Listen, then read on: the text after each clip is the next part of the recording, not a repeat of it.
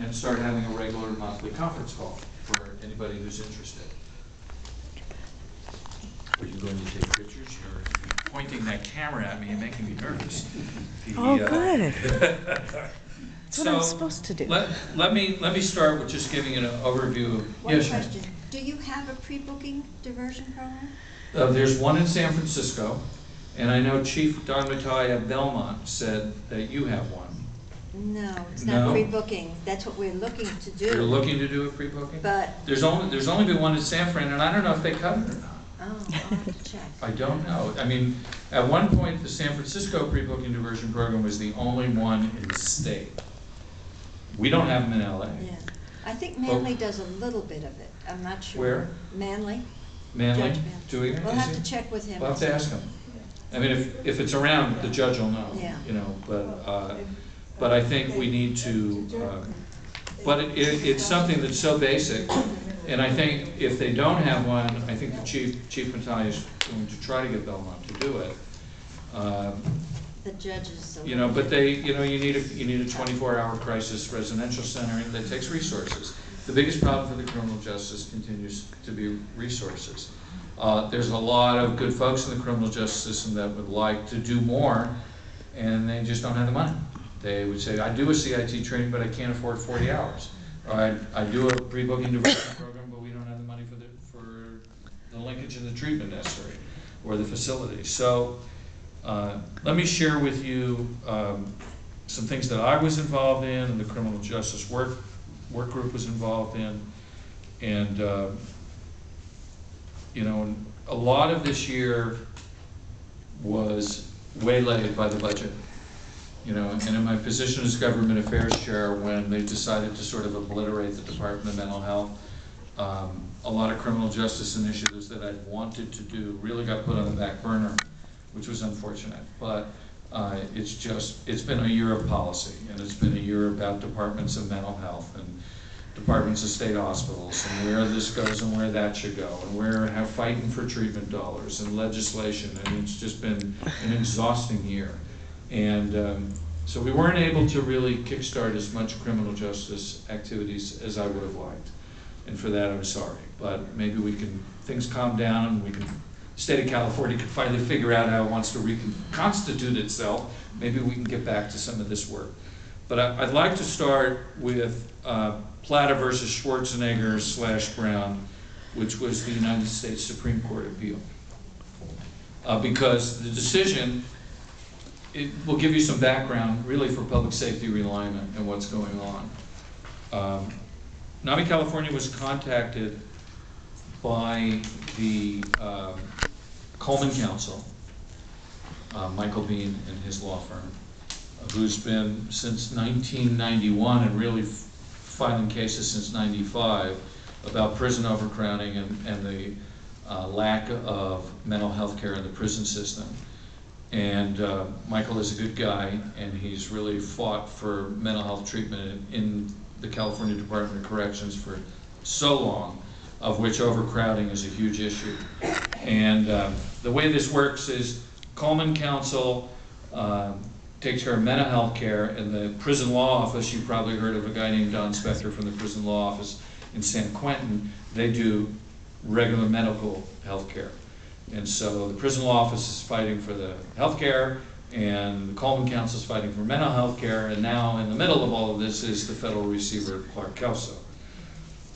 We were approached to, when the case went to the United States Supreme Court, to settle the decision about the overcrowding. So simply put, there was a law called the Prison Reform Litigation Act, PRLA, that set up the authority for a 3-judge panel. You've probably read about the 3-judge panel. And then the Department of Justice appointed a receiver, and Clark Kelso came in and forced California to spend billions of dollars on health care because it was deemed that it was a violation of the 8th Amendment, cruel and unusual punishment, that prisoners were dying every week, and they had to fix it. So Mr. Kelso has made tremendous improvements to help medical care for inmates, and also for mental health care for inmates.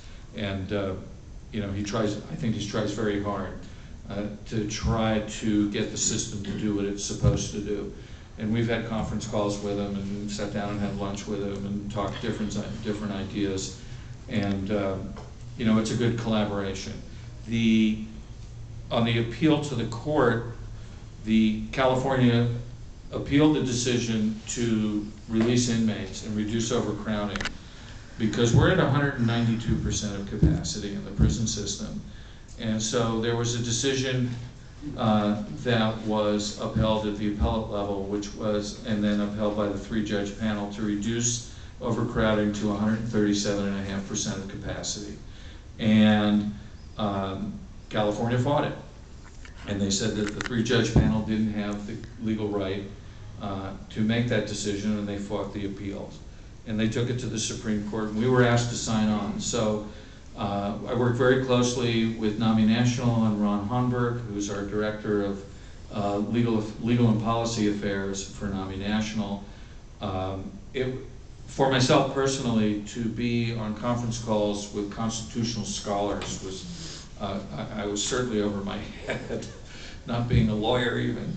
And we knew, the reason I'm bringing it up is we knew that the reduction in the prison population, which, by the way, they're not releasing prisoners. There's a lot of ways you can reduce the prison population. You can build more prisons and spread them out. You can transfer them out of state. You can release them. You can build more facilities and medical facilities and reduce overcrowding that way.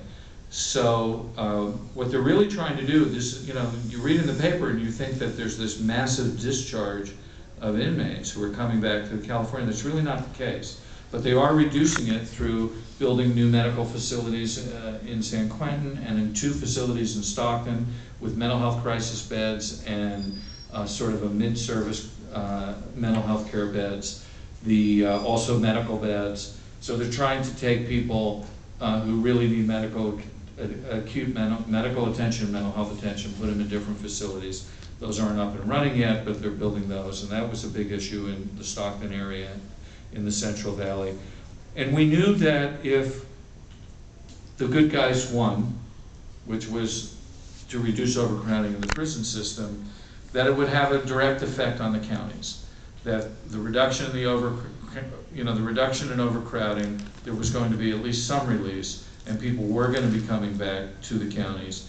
And we sort of fought for a policy decision, but we were not able to get that through. In the end, the lawyers, you know, decided the argument that would best uphold the case, and getting into state policy matters and really resource issues, you know, and how this would affect counties really wasn't pertinent to the case. It was a side issue of the case. And although we knew and understood that there would be consequences from winning this case, it was still the right thing to do. You cannot have prisoners on top of each other at 192% of capacity. And it had been decided by the courts and by the research that overcrowding was a serious, not just a serious issue, it was a serious cause of the lack of care. So Nami National and Nami California talked at great length about whether we should sign on. In the end, we decided the only right thing to do was to sign on to the case. And we did, and they won. So that sort of sets up, and then in the face of public safety realignment, I hope you can see the connection, because with the reduction of the overcrowding, now